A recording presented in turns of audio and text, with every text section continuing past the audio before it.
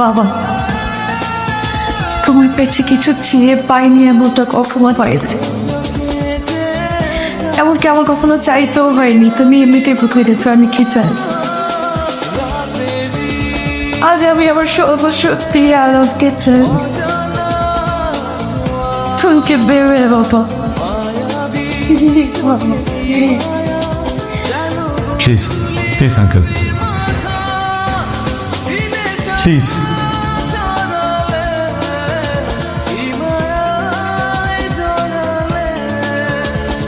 তুমি আমার মেয়েকে কোনোদিন কষ্ট দেবে না? কখনো না।